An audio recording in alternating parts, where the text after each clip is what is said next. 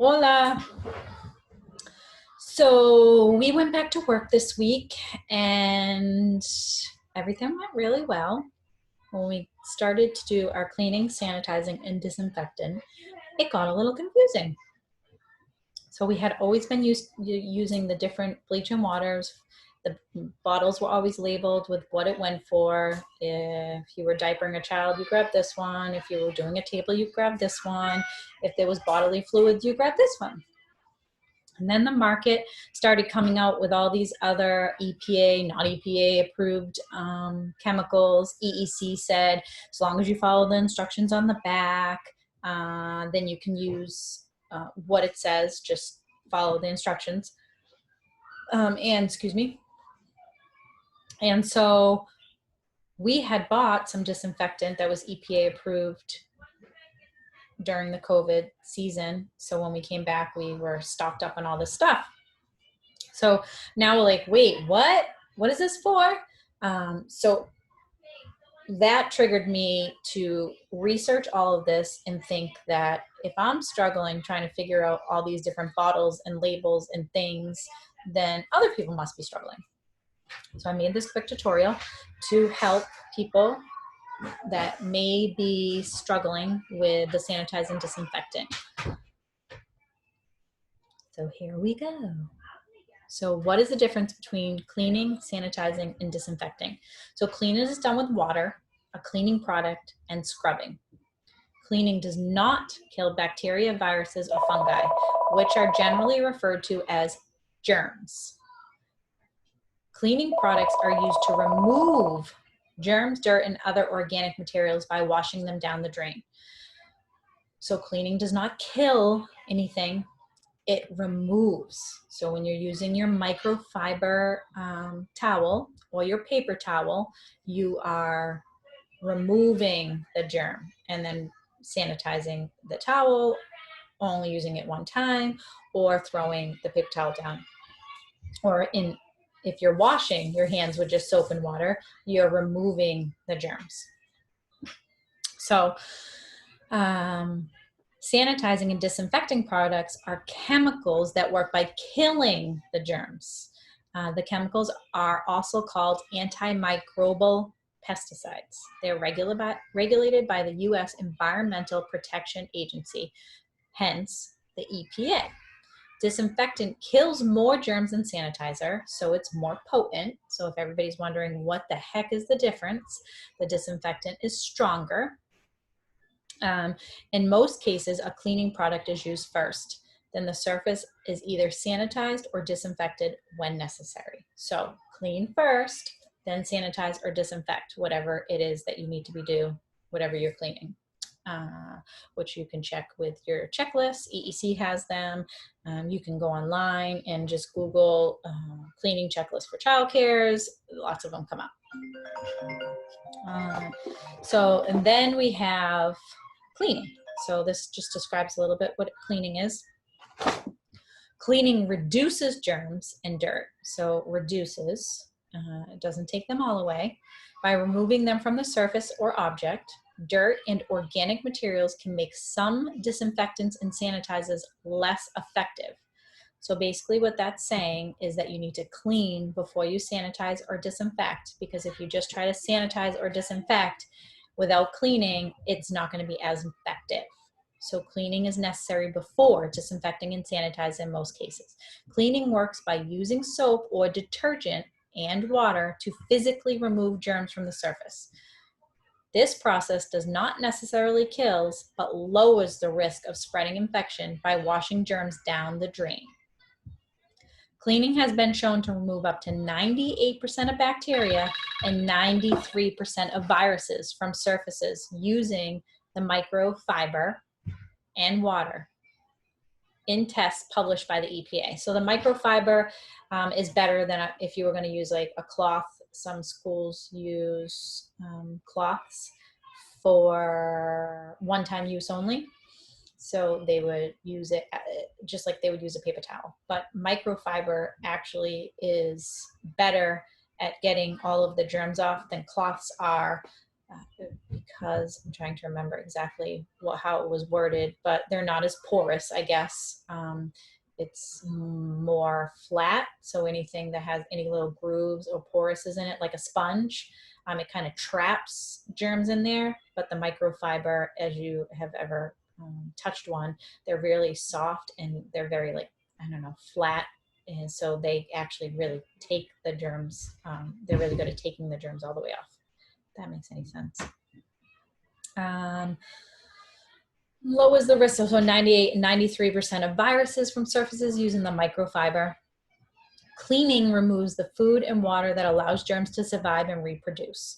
Cleaning removes dust, mold, and irritants and allergies that can trigger asthma symptoms. So cleaning removes, when you say the food and the water, because whatever is left on the table is what allows the germs to produce. So like if there's no germs on the table, bacteria or viruses or anything, there's nothing to grow and reproduce. But if there is a germ on the table or food gets left on the table, then germs start reproducing. So if you are a teacher or somebody who like does not clean up morning snack or lunch for a long time after, your germs are reproducing. So clean that up right away, or right after the children are finished. Obviously, you don't want children at the table. Okay, so here we go, sanitizing. And then we'll go to what we're sanitizing and moving me. And then we're going to do disinfectant and what we're disinfecting, and then we're done. So it's really quick. Sanitizing. Sanitizing is the use of a chemical product or device like a dishwasher or a steam mop, or obviously some sort of spray chemical that you're spraying, which in our case, mostly that's what we're talking about, what we're spraying, that reduces the number of germs on a surface. Reduces is the key word here, folks. It reduces. So it doesn't kill all of them, it reduces. But you cleaned, that reduced, and you sanitized, that reduced. So between cleaning and sanitizing, hopefully you've got them all. Or object to the level considered safe by the public health standards or requirements. Sanitizing kills most germs, but not all of them. For food service, a sanitizer should reduce the number of germs on a surface by 99.99% within 30 seconds. So Perel makes a really good food surface sanitizer that you can literally spray on the surface every 30 seconds and supposedly all the germs are gone. Well, reduced, most of them, because it's a sanitizer, not a disinfectant.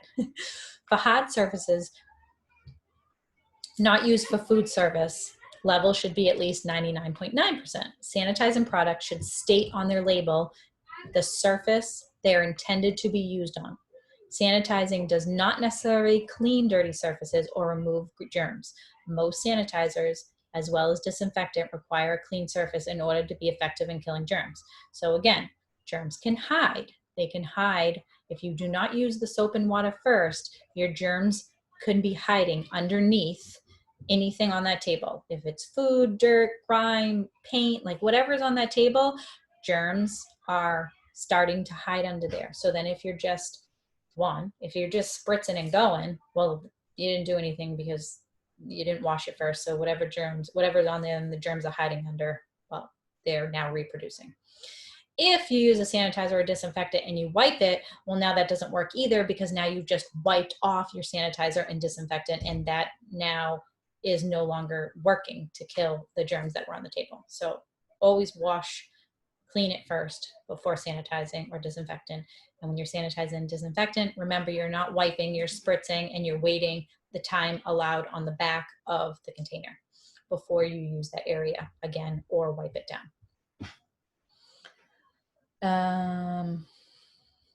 Okay, so now these are the things that need to be sanitized after each use, daily and weekly. So the bibs are after each use. Thermometers, toys mouthed by infants and toddlers. Toys, I wrote COVID-19 next to this, and the reason being is because right now we're sanitizing all of our toys after every use.